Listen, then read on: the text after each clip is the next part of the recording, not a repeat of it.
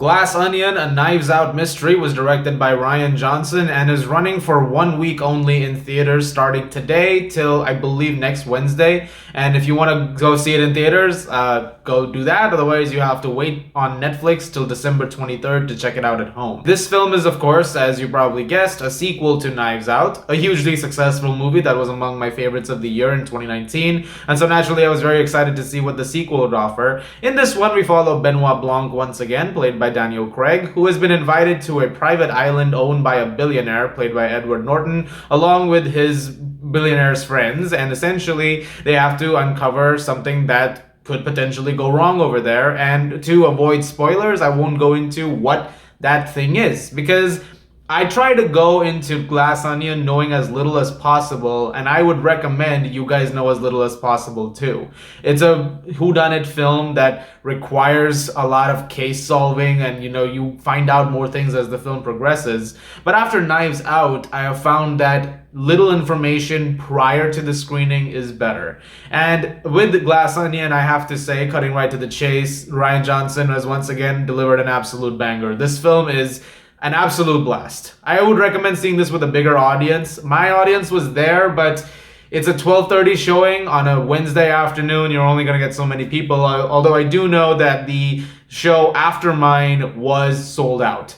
And so I'm hoping that that audience is absolutely electric. I'm going to try and see it again before the week is up. This was an absolutely jam-packed time. And once again, Johnson does a great job of building up the mystery. It's very different from the first Knives Out, however. The first one plays its cards a little differently.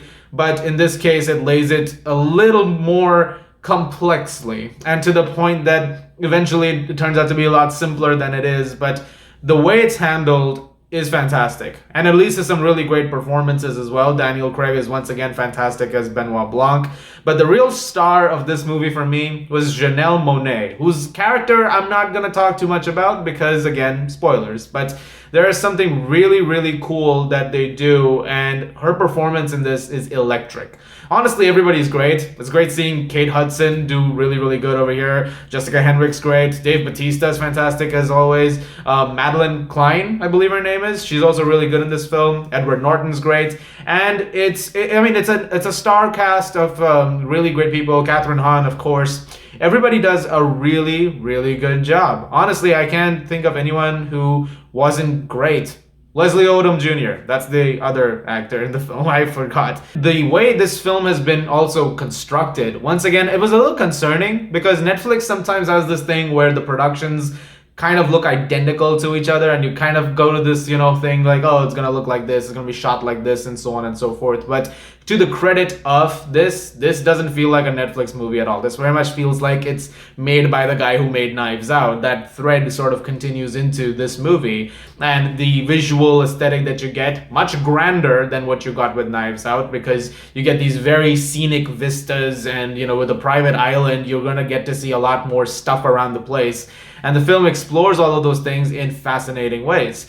As for the mystery itself, it's very interesting. It's not something I want to really go into, but the way the film builds around this and the reveals that happen along the way are a ton of fun. And it leads to what is, in my opinion, one of the best final acts of the year. It's just an absolute, perfectly done finale.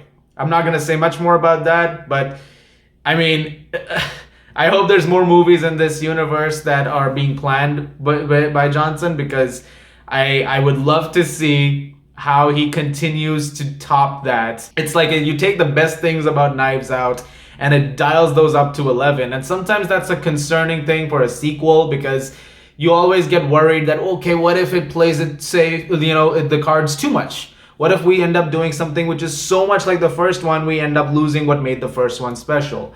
But credit to where it's due, this film absolutely does not do that, and it manages to keep things very fresh nonetheless. There is one thing, however, that I did like a little bit more in the first Knives Out compared to this one, and that is, I think it's a hair better paced.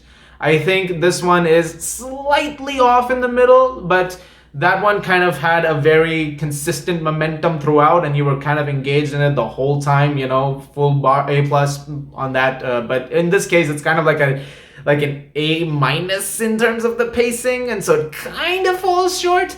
But in that sense, it still manages to excel at that, but it makes up for those very, very, very minor flaws with a really great story and, again, a killer final act. And I genuinely loved the movie despite all of this. I thought everything was just incredibly fun and very entertaining. And I highly recommend checking it out in theaters this week. If you guys have tickets for it, wonderful. Let me know what you guys think of it. If you guys are not going to be able to see this in theaters right now because of Netflix's whole film distribution, that's a shame. But I think regardless of whenever you get a chance to see it, I hope you have a wonderful time with it. If you love the first Knives Out, there's absolutely no way you don't love this one. Like, this is very much cut from the same cloth, and I'm so excited to see what else Rian Johnson ends up doing in the future. And it's another year, adding to how great films are. Like, I mean, 2022 has been the gift that keeps on giving, and Glass Onion is just another film to add to that catalog. I'm gonna give Glass Onion, a Knives Out mystery, a 9.5 out of 10. Like I said, just a hair below the first one. The first one I actually gave a 10. This one is slightly below that because of, like I said, the pacing a little bit in the middle. But regardless of that, I really, really love this film. And I highly recommend checking it out. It is one of my favorite movies of the year now. I mean, it's a blessed time, man. There's even a new Spielberg movie out, which I'm going to go talk about, hopefully in the next couple of days. There's so much to discuss. Andor just got done. But thank you so much for watching so far. Look forward to those two things I just mentioned. So much more to come on the channel. As always, if you like this, guys, please do subscribe. And I'll see you guys at the movies.